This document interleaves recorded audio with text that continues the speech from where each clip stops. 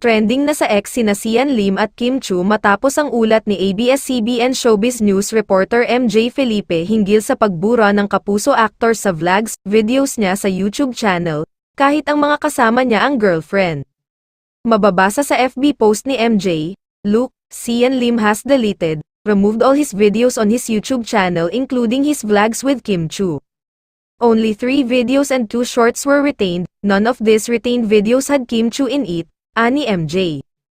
For the past month and weeks, Kim and Sian has been in the news rumored to have broken up. Kim has been evading these rumors and questions from the press. Tanong pa ni MJ sa madlang netizens, "Kayo, what do you think this means?"